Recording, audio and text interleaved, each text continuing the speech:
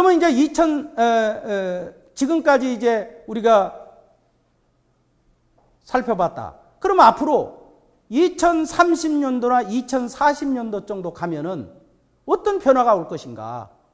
아까 대학도 변하는데 그러면 전체적인 어떤 변화가 올 것인가 한번 보자 이거예요. 가장 변화가 늦은 게 예를 들어서 엘빈 토플러가 이런 얘기를 했어요. 가장 변화가 늦는 것을 따진다면은 첫째, NGO 단체가 가장 변화가 늦다는 거예요. NGO 단체. 이거는 아주 어려운 국가들도 이끌고 가고 어려운 있는 사람도 끌고 가야 되니까 늦을 수밖에 없어요. 그 다음에 변화가 느린 데가 학교, 교육계통이에요. 그 다음에 가장 변화가 빠른 데가 뭐냐? 기업이에요. 기업은 변화하지 않으면 죽으니까. 네? 그런데 이제 이런 학교의 변화가 지금 늦다고 해서 지금 예전에 늦다고 해서 지금도 늦으면은 이제는 존재할 수가 없게 되어버리는 거예요. 지금. 그래서 이제 학교의 현장에 있는 큰 변화의 흐름이 앞에서도 말씀드렸지만 미래의 지금 변화하는 속도보다도 미래의 변화하는 속도가 더 빠르게 된다고 그럴 때 그 변화의 물결을 타는 사람은 서바이브 할 수 있지만 그 물결을 타지 못한다면 이제는 뭐예요? 어떻게 되겠어요?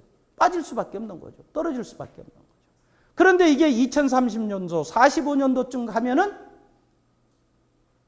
이제는 더 빨리. 그러나 이제 선생님 중에서 지금 이런 분들도 있는 것 같아요. 뭐냐면, 나 있는 동안에는 뭐 괜찮겠지. 응? 나 있는 동안은 괜찮겠지. 근데 그 괜찮겠지가 더 큰 문제를 야기할 수도 있다. 그래서 지금 어차피 우리가 뭐 100세 시대에 뭔다면은 지금부터 변해가지고 새로운 변화의 물결에 따라가면서 행복하게 살아갈 수 있는 방법이 있는데 따라가지 않는다고 보세요. 예전에 제가 스마트폰 새로 나왔을 때 그 스마트폰을 쓰라고 하니까 어느 분이 그런 얘기를 하는 거예요. 나는 뭐 스마트폰 안 쓰고 살 때까지 이거 시커먼 거 있잖아. 피처폰. 이거 가지고 나 살 거야. 더 이상 나는 스마트폰 쓸 일이 없을 것 같아. 근데 이제 지금도 그분을 만나는데 몇 년 지나서 만났어요. 어떤 전화기를 바꿔서 가지고 왔어요. 식구들하고도 했는데 자기 혼자만 그거 가지고 있으니까 가정의 식구들끼리도 소통이 안 되는 거야, 이게. 응? 그러니까 어쩔 수 없이 바꾸게 되는 거예요. 근데 아직도 그분은 쓰는 게 단순해. 전화, 문자. 응? 오로지 전화, 문자. 다른 건 아니에요. 근데 전화기는 새거 가지고 다녀. 이게 이제 뭐냐면 앞으로는 그런 전화기를 가지고 다니는 게 아니라 바로 이 손에다 차고 다니는 웨어러블 디바이스를 가지고 다니면 이것이 전화 겸 디스플레이 겸 시계 겸 모든 것을 다 커버하는 쪽으로 바뀐다는 겁니다. 이제는. 그러면 누구나 이제 이런 디바이스를 갖지 않을 수 없죠. 그러면 2030년도를 먼저 봅시다. 2030년도 보면 모든 사물이 인터넷으로 연결되고 모든 게 추적이 되기 때문에 뭐 어떻게 되겠어요? 도둑이라는 자체가 없어져. 응? 도둑이라는 자체가. 이게 이제는 앞으로는 그렇게까지 될 수도 있을 거예요. 개개인별로 태어날 때 아예 칩을 하나씩 심어버려. 빼낼 수 없는 칩을 심어. 그 주민등록번호 대신에. 그러면 그거 좀 어려운 얘기지만 아무튼 모든 정보가 다 파기된다. 그런 의미로 보면은 도둑이 존재할 수가 없죠. 그러면 빅데이터에서 모든 데이터 분석이 정확하게 이루어진다고 하면 주식시장이 활성화되기가 어렵죠. 미래 예측이 다 가능해진다고 하면. 뭐 이렇게까지 뭐 주식시장이 아니에요. 파괴되고 뭐 새로운 자본시장에 출현된다. 이렇게 극단적으로 가지는 않겠지만은 그만큼 정보 분석 능력이 정확해진다. 그런 얘기죠. 그 다음에 이제 드라이버 없는, 운전자 없는 자동차에 큰 변화가 일어날 것이고, 그 다음에 이제 2030년대 보통 사람은 프린팅된 옷을 입고 프린트된 집에서 생활하게 될 것이다. 옷을 사는 게 아니라 자기가 프린트해서 입는 거죠. 지상에서 조종되는 무인 비행기에서 탑승하게 된다. 앞으로 그래서 2040년, 30년, 45년 가면서 제일 먼저 없어지는 직업 중에 하나가 조종사 직업이 있어요. 앞으로 조종사라는 직업이 필요 없는 거예요.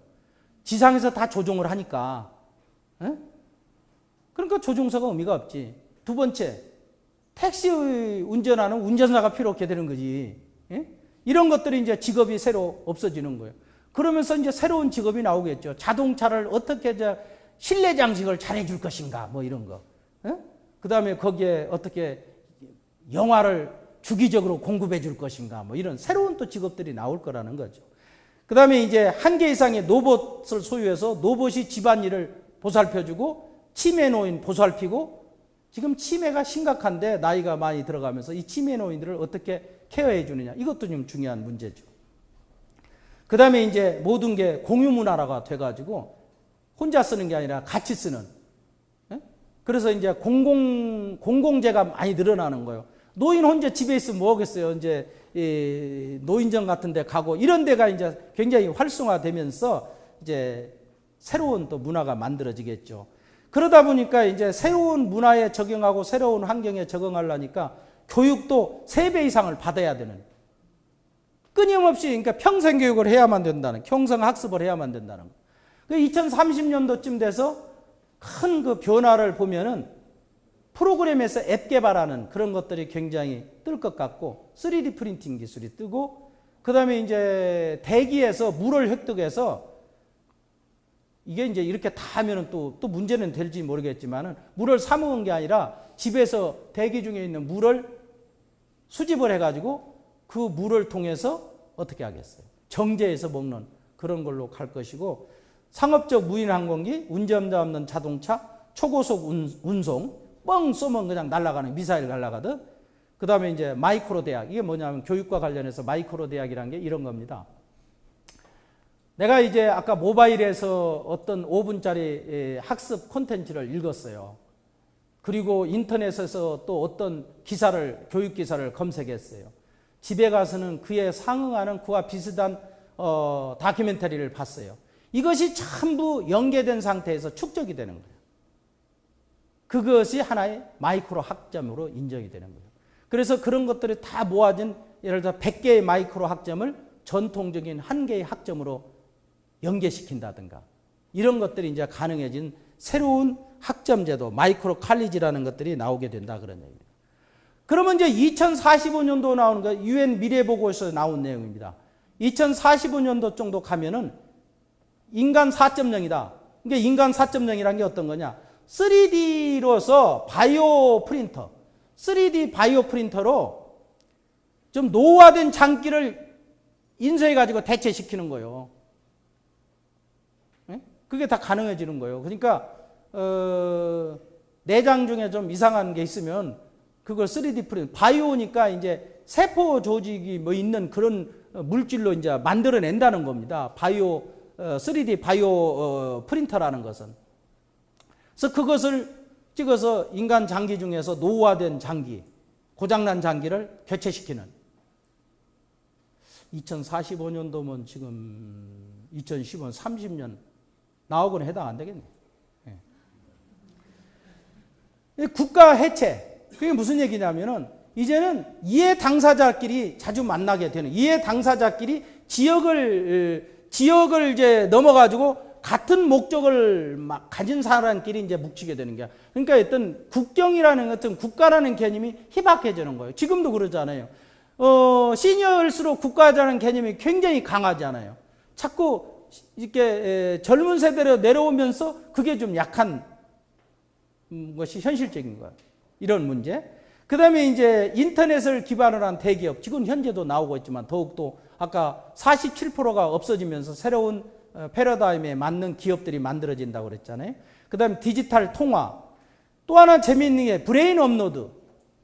우리 머릿속에 들어가 있는, 뇌 속에 들어가 있는 다양한 정보를 매핑을 해서 이 정보를 사이버 공간에, 가상 공간에, 클라우드 어떤 저장 장치에 올릴 수 있다는 얘기예요. 그러니까 정말 머리 좋고 엄청나게 공부 많이 한 사람, 이제 죽기 전에 머릿속에 있는 걸 업로드 해야지. 브레인 업로드. 그런 게 지금 오고 있는 게 텔레파시를 통해서 하겠다 그런 얘기겠죠. 그 다음에 몰입인생, 인공지능 로봇, 아까 사물인터넷, 또 하나 이제 합성생물학. 그 생물체를 서로 이제 합성해내는 거예요. 합성생물학은 이제 어떤 특정 목적을 위해서 생명체를 합성하는 거예요. 생명체를. 그래서 생명체를 합성해서 또 다른 생명체를 만들어내니까 이건 윤리적으로 좀 문제는 있을 것 같아요. 제가 볼 때는. 그러나 그런 것들이 오고 있고, 그 다음에 이제 가족의체라는 말은 무슨 얘기냐면은 이제 100세를 넘어서 살게 된다면 장기를 자꾸 교체시키고 그러니까 이건 저 어떻게 생명이 끝나는 게 아니라 늘어난다 그러면은 이제 혼자 사는 사람이 많이 나올 수밖에 없지. 응? 그러면 이제 그때 가서는 혼자 사는 사람도 있고 이제 결혼을 뭐 2번 하는 사람도 있을 것이고 3번 하는 사람도 있을 것이고 이런 문제가 돼서 전통적인 가족이라는 문제가 붕괴될 가능성이다. 이거 좋지 않는 그런 현상도 일어날 수 있다. 이렇게 말씀드리는 겁니다. 그래서 이제 앞으로 보면은 3D 프린팅 아까 얘기했죠. 이 3D 프린팅이 지금 인터넷보다도 보다 더 크게 될 수도 있다. 모든 영역에서 비즈니스 모델이든 뭐 사용 영역이든 그만큼 3D 프린팅이 아까 생명의 장기를 인쇄해내듯 모든 분야에 지금 적용될 가능성이 크다는 겁니다. 그 다음에 30년도까지 미래학자 토마스 플레이가 한 얘기인데 약 20억 개 이상의 직업, 그 다음에 전통적인 대학의 절반 이상 정도는 사라질 거라는 거예요. 근데 지금 오늘날 우리 교육 현장에서 전통적인 대학에 입학해서 지금 우리 아이들을 교육하고 있는 건 아닌지 한번 생각해 보자 그런 얘기입니다. 2019년도까지 하면 불과 몇 년 안 남았는데 초중고 클래스의 약 절반 정도가 온라인으로 수업을 하게 될 거예요. 이건 현재 지금 그런 쪽으로 가고 있죠. 그 다음에 이제 지금 인터넷에 의해서 직업이 하나 없어진다고 보면은 아까 막 47%가 없어진다고 그랬죠. 없어진다고 하면은 약 하나가 없어지면 2.6개의 새로운 직업이 또 만들어질 거라는 거예요. 그러니까 생각해 보세요. 우리 10년 전에 전혀 우리가 예상하지 못했던 직업들이 지금 나와 있잖아요. 많이. 똑같은 얘기예요. 이게 이제 새로운 그 미래학자들이나 미래를 바라보는 기업, 회사에서 말하는 얘기입니다. 지금까지 이제 우리가 전반적으로 사회환경, 그 다음에 교육환경, 그 다음에 고등교육 어떻게 변하고, 그러면 미래 30년과 40년, 5년 더 많은 변화가 있겠지만은, 그 중에 좀, 키워드가 될 만한 것만 골라서, 여러 선생님들에게 말씀을 드렸는데, 이제는, 결론을 좀 맺을까 합니다. 앞으로 지식창조 시대, 앞으로 다가올 시대에서 교육은 어떻게 변할 것인가? 종합적으로 요약한다면은, 다양한 교육 콘텐츠 개발 및 유통과 관련해서 새로운 생태계가 조성될 것이라는 겁니다. 그래서 콘텐츠도 이제는 비디오만 있는 콘텐츠가 비디오와 그 다음에 AR과 VR과 이렇게 텍스트까지 연계된 하나의 복합적인 콘텐츠가 만들어질 것이다. 그런 개념이고, 그 다음에 소셜 네트워크나 이모션 네트워크와 연계된 서비스가 강화될 것이다. 그러니까 교육만을 목적으로 하는 게 아니라 이제는 사이트에도 상당히 감성을 자극할 수 있는 무료 콘텐츠도 많이 올라가야 되는 것이고, 호감을 얻을 수 있는 콘텐츠, 소통할 수 있는 콘텐츠, 이런 것들을 많이 해서 소셜 네트워크 기능이나 이모션 네트워크 기능을 교육 현장에도 굉장히 과감하게 도입해야 될 것이다. 그 다음에 이제 콘텐츠 클립이 콘텐츠가 점점 클립화되는 거가 되고, 그 다음에 콘텐츠를 OER, 오픈 에듀케이셔널 리소스, 무료로 이용할 수 있는 콘텐츠가 많이 만들어지는데, 그거를 어떻게 적절하게 공유시켜서 활용할 거냐. 이게 이제 교육 현장에서 큰 변화가 나올 것이고. 그 다음에 이제 시공간을 뛰어넘어서 이용하려고 하는 그 관점에서 보면 학습 공통체가 만들어지면서 모든 콘텐츠를 클라우드 환경에서 이용하는, 그러니까 컴퓨터에다 다 저장해 갖고 가지고 다니는 게 아니라 그때그때 필요한 걸 가상 공간에서 다운받아서 보고 쓰고 이런 식으로.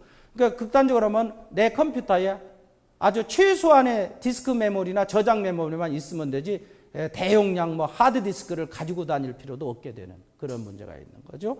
그 다음에 콘텐츠를 오픈마켓에서 사고 팔 수 있는 것이 보편화될 것이다. 물건 파는 거 마찬가지로. 그래서 선생님들도 좋은 콘텐츠 있으면 계속 사고 팔 수 있다. 그 다음에 사람과 콘텐츠 중심의 감성학습 서비스가 굉장히 강화될 것이다. 그래서 내가 저 강의, 저 수업을 들어보니까 너무 좋더라. 그래서 경험적인 것이 굉장히 중요시 되고, 아까 감성 러닝이 굉장히 중요시 되고, 집단지성, 적시학습, 맞춤교육 이런 것들이 굉장히 앞으로 보편화될 것이다. 이제 마지막으로 미래 창조적 역량 강화를 위한 심층학습이 보편화될 것이다. 그래서 맥락적 사고, 시스템적 사고 이런 것들이 점점 이제 교육에서는 강화되는 쪽으로 갈 것이고, 악파에서도 얘기했던 프로젝트, 협력을 통한 프로젝트 기반 학습을 통해서 문제 발견이나 문제 해결 능력을 굉장히 중요시하는데, 이것의 능력을 키워줄 수 있는 방법 중에 하나가 소프트웨어 교육이다. 그 중에서도 코딩할 수 있는 능력 교육, 코딩 교육이다. 이 코딩이라고 해서 전부 프로그래머, 컴퓨터 프로그래머를 만드는 걸로 생각하는 경향이 있는 그것이 아니라, 바로 이 코딩 교육은 사고할 수 있는 능력을 키워주는 거고, 문제를 발견해서 문제를 분석하고 문제를 해결할 수 있는 일련의 과정을 자기가 아까 우리가 적자생동, 적어가면서 분석해낼 수 있는 능력을 키워주는 게 코딩 교육이에요. 그래서 그것이 나쁘다면 영국 같은 데서 그것을 하겠냐 이거예요. 영국 같은 데서 지금 초등학교에서 이런 걸 한다 이 말이죠. 그래서 우리도 학교 현장에서 이것도 한번 일부 어떤 선생님은 반대하고 또 어떤 선생님은 찬성하는 분도 있는데, 이것을 어떤 일이 발생했을 때 네거티브하게 접근할 거냐, 긍정적으로 접근할 거냐, 부정적으로 접근할 거냐. 제 경험론적으로는 어떤 사안이 발생했을 때 부정적으로 접근하는 것보다는 긍정적으로 먼저 접근해 본 것이 훨씬 더 유리하다라는 거예요. 모든 일의 접근 방법이 저건 안 돼, 나는 못해, 이렇게 시작한 것보다는 나는 할 수 있어, 한번 해봐야지, 이것이 훨씬 더 결과적으로 좋은 아웃풋을 만들어내더라는 겁니다. 그래서 지금 여러 가지 학교 현장에서 뜨거운 이슈화되고 있는 게 이 코딩 교육, 누가 하라는 얘기냐, 이런 문제. 아직 교사는 양성 안 됐지 않았느냐. 그런데 이것을 꼭 선생님이 다 알아서 해야 된다는 개념이 아니라, 플립러닝 거꾸로 교실 컨셉을 도입하면은 선생님이 전혀 몰라도 아이들한테 한번 시켜보면 아이들이 다 알아서 한다 이 말이에요. 아이들이 다 알았어요. 더 잘해. 그런데 내가 모든 것을 알아야서 가르쳐야 된다는 그런 전통적인 강의식 방법으로 생각한다면 문제가 있다. 이게 교육에서는. 내가 몰라도 가르칠 수 있다. 그리고 세상에 많은 선생님들이 나 외에도 존재하고 있다. 내 선생도 있고, 다 선생도 있고, 구 선생도 있다. 네이버 선생, 구글 선생, 다음 선생이 있으니까 내가 모르는 건 그 선생님들을 통해서 또 보충하게 하면 된다. 그러니까 선생님이 모든 걸 알아서 가르친다는 시대는 이미 지났다. 내가 몰라도 아이들한테 권한을 넘겨주고 자기 주도적 학습을 하도록 했을 때 시간은 좀 걸릴지라도 그걸 통해서 아이들이 배울 수 있는 심화학습, 정보 터득, 능력, 역량 훨씬 더 높다는 것을 우리가 교육 현장에서 인정하고 간다면은 전혀 문제가 없다. 그래서 학교에 큰 변화를 일으켜야 된다. 그것을 증명해 준 게 KBS에서 방송한 거꾸로 교실에서 그걸 많은 걸 증명해, 다는 아니지만 보여준 그런 사례가 있더라는 거예요. 제가 그 방송 내용을 보면서 느꼈어요. 그러면 앞으로 혁신과 창조를 위한 융합은 어떻게 갈 것이냐? 지금 우리가 디지털로 가면서 과거 아날로그를 다 무시하는 건 절대 그렇지 않다. 인간에서 속성에서 가장 중요한 게 사람과 사람 간의 관계다. 이거는 아날로그적 접근을 해야 된다고 생각한다. 그래서 아날로그적 감성과 디지털적 기술을 어떻게 적절하게 결합할 거냐. 그러나 지금 아날로그적인 생각이 과거지향적, 수직적, 정보고유적, 공급자적, 현상유지적 이런 거는 조금 바꿔야 해요. 디지털로 오면서. 뭐로? 미래지향적, 수평적 사고, 정보공유적, 고객중심적, 현상개선적. 이건 바뀌는데 아날로그형에 있는 인성, 사람의 기본 됨됨이 이 자체는 중요하다. 교육 현장에서 가장 중요한 구성은 뭐냐? 사람이에요, 사람. 아무리 좋은 미디어가 나왔고 아무리 좋은 디바이스가 나오고 스마트 교실이 만들어진다 하더라도 그것을 이용하는 선생님이 그걸 제대로 이용하지 못하면 안 돼요. 그래서 교육에서 가장 중요한 게 뭐냐? 사람인데 그 중에 따진다면 세 사람 아니에요. 학생, 학부모, 선생님. 학생, 학부모, 선생님이 중심이 돼야 해요. 이것을 아날로그적 관점에서 접근하면 이메일로 메시지로 그 학생을 나무르는 것보다는 그래도 한번 만나가지고 어깨 두드려주면서 격려해 주는 것이 훨씬 더 서로 오고 가는 감성, 커뮤니케이션이 다르다는 거죠. 그래서 제가 주장하는 건 선생님들이 지금 가장 중요한 건 아날로그 감성으로 아이를 다스리면서 그걸 디지털적 기술을 약간씩만 접목시켜야 된다. 학교 현장에 디지털만 다 깐다 그러면 그 교실에서 뭐가 이거? 그네들의 인성교육은 누가 할 거냐? 이거. 그래서 저는 교육에서 가장 중요한 게 패션, 열정. 선생님의 열정과 학생들의 협력 능력과 소통 능력 이런 것들이 결합될 수 있는 것은 결국 아날로그적 감성이다. 그래서 선생님들을 저는 굉장히 존경하고 싶은 게 이 선생님들에게 가장 중요한 게 뭐냐면 존경의식입니다. 그 선생님들의 학생들로부터 존경의식을 만드는 건 누구냐? 학부모예요. 학부모가 선생님들을 존경하는 모습을 가정에서 보여주었을 때는 학생도 당연히 선생님을 존경하게 돼요. 그런데 학부모가 선생님에 대해서 애가 좀 꾸중받고 왔을 때 그 선생님을 나쁘게 얘기하고 선생님에 대해서 부정적으로 얘기하면 그 아이가 학교 가서 그 선생님을 존경할 수가 없죠.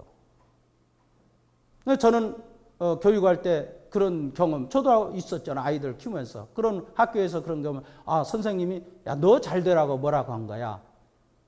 무슨 일? 아, 그거는 네가 이런 건 뭐지? 내가 판단해도 이런 건 네가 좀 잘못한 것 같다. 선생님은 너의 그 잘못을 고쳐주기 위해서 이런 얘기를 한 거야. 부모가 이렇게 얘기하고 너 선생님 대단히 훌륭하신 분이야. 굉장한 분이야. 이렇게 자꾸 집에 왔을 때 선생님을 칭찬해주는 그런 걸로 가면은 아이는 자동적으로 선생님을 존경하게 돼요.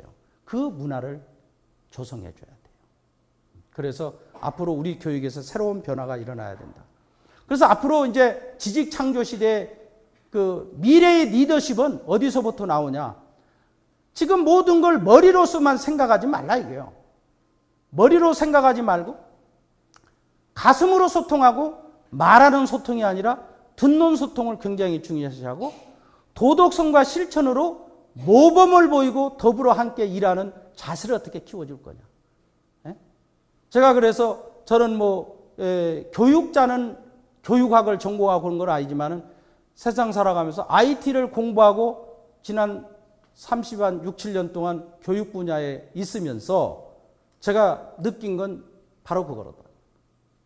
머리와 입만으로 소통하는 건 절대 소통이 아니더라.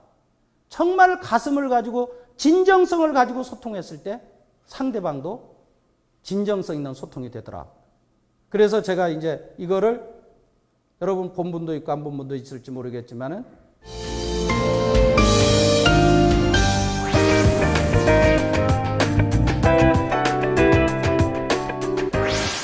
인터넷으로 모든 만물이 연결되는 초연결 사회가 시작되면서 사회적 패러다임이 크게 변화하고 있습니다. 이러한 변화 속에 참여, 공유, 개방, 협력의 가치가 중요시되면서 리더십도 같이 변화하고 있죠. 소통을 위해 노력하고 도덕성과 실천으로 모범을 보이며 더불어 함께 일하는 자세야말로 창조경제 시대가 요구하는 리더의 참된 자세 아닐까요? 그래서 제가 이제 이런 걸 강조하기 위해서 YTN 캠페인으로 막 이게 이제 전국으로 나간 내용이 되겠고요. 이제 마지막 동영상 하나는 우리 아이들에게 지금까지 누차게 했던 게 뭐냐면 협력할 수 있는 능력을 키워줘라 계속했는데 어떻게 협력하느냐, 이런 양치기의 리더십을 한번 보시면 될 것 같습니다.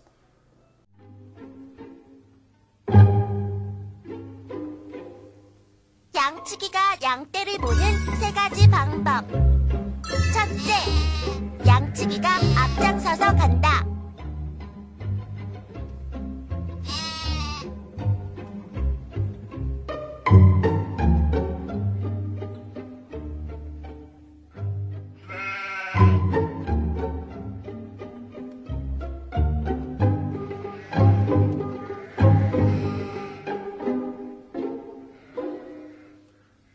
둘째, 양치기가 맨 뒤에서 간다.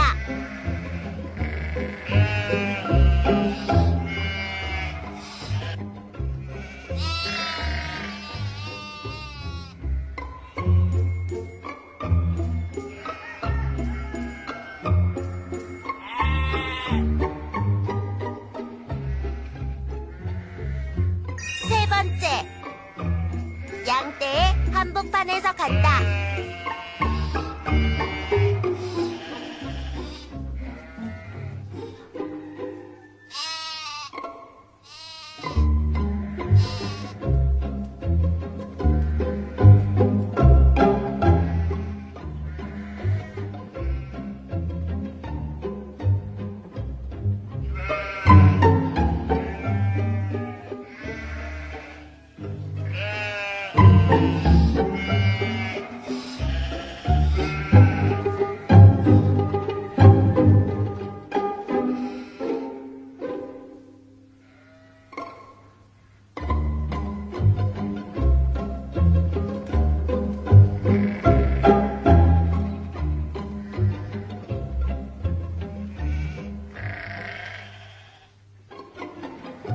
(21세기의) 지도자는 앞에도 뒤에도 서지 않습니다.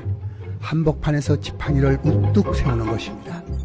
소통의 안테나처럼. 이 동영상은 여기서 나오는 그 육성은 이어령 교수님의 육성입니다만, 저희 그 시국 미디어에서는 이런 동영상을 약 한 80개 정도 가지고 있는데요. 이게 바로 이제 어떤 면에서 인성교육의 굉장히 기본이 될 수 있는 컨텐츠, 바로 이제 이게 바로 클립 에셋이 된 컨텐츠라고 보시면 되겠습니다. 그래서 앞으로는 모든 것들이 이런 미래의 리더십은 더불어 가면서 앞에도 아니고 뒤도 아니고 그 속에서 더불어 가는, 그래서 선생님들이 아이들로부터 존경받고 아이들로부터 서로 사랑받으면서 학습 환경을 구성하는 방법은 학생들을 파트너로 보고 더불어 같이 가는 문화를 만들어냈을 때 학교 환경이나 교실 환경은 크게 변할 것이라는 것을 말씀드리고 싶습니다. 앞으로 우리가 이제 미래 가치 창출을 위해서 제가 부탁드리고자 하는 것은, 미래의 가치는, 가장 중요한 미래 가치는 신뢰성으로부터 나온다. 바로 선생님이 학생들로부터 신뢰성을 얻고 학생이 선생님으로부터 신뢰성을 얻었을 때 새로운 문화가 창출될 수 있다. 선생님 스스로가 내가 교육을 하고 있고 내가 교육 현장에 있고 선생님으로서 가르칠 수 있다는 데 자부심을 느끼고 있다면 그 아이나 학생들도 교육을 받으면서 자부심을 느낄 것이다. 내 스스로 자부심을 갖고 있지 않는데 누가 자부심을 느낄 수 있겠느냐. 세 번째로, 어떤 교육 현장에 있으면서 무슨 일을 하든 간에 기왕에 할 것 웃으면서 재미있게 해봐라. 그러면 힘들 일도 힘이 들어가지 않는 느낌을 가질 수 있다. 저는 미래의 가치라는 것은 신뢰성과 자부심과 재미라는 걸 적절하게 묶었을 때 새로운 가치를 창출할 수 있다고 봅니다. 근데 여기서 말하는 신뢰성을 어떻게 점검할 거냐? 그 신뢰성이 있느냐 없느냐의 기본적인 판단은 누가 할 수 있다? 자기 스스로 할 수 있다. 다 속여도 자기 자신은 속이지 못하기 때문에. 내가 오늘 학생들을 가르칠 때 정말로 열정을 가지고 가르쳤느냐 안 가르쳤느냐는 본인 스스로 할 것이다. 그래서 그런 측면에서 미래 가치는 앞에서 언급했듯이 신뢰성, 자부심, 재미로부터 나올 수 있고 모든 것은 머리로부터만 생각하지 말고 항상 가슴을 얹어서 생각해라. 그리고 현재를 보지 말고 한 단계 뛰어넘어서 생각해봐라. 지금 보이지 않는 것도, 지금 생각되지 않는 것도, 지금 느끼지 않는 것도 한 단계만 뛰어넘어서 보면 또 다른 것이 보이는데 그것을 보지 못하고 앞에서 주저하고 있는 건 아닌 것인가. 이런 말씀을 드리면서 저 이 얘기를 마치도록 하겠습니다. 마지막으로 제가 좀 언급하고자 하는 것은 오늘 제가 여기서 말씀드린 내용은 제의 주장에 의해서 제 생각을 이해한 거기 때문에 사회 통념에 좀 어긋날 수도 있고 또 이 강의를 들은 여러 선생님들이 제가 한 얘기에 동조가 되지 않는 얘기도 있을 수 있다고 봅니다. 이것은 제가 지난 40년 가까이 교육 현장에 있으면서 느낀 것을 가감없이 얘기한 거기 때문에 이 내용 자체가 선생님들에게 맞지 않을 수도 있고 또 생각을 달리할 수도 있다는 것을 말씀드리고 혹시 제가 말씀드린 내용이 여러 선생님들에게 누가 됐다든가 또 그릇된 내용이 있다든가 그러면은 널리 이해해 주시고 언제라도 저와 같은 소통의 시간을 가질 수 있기를 바라고 필요한 내용이 있으면 저에게 이메일을 주시기 바랍니다. 오늘 강의를 저는 이거로서 마치도록 하겠습니다. 다들 고맙습니다.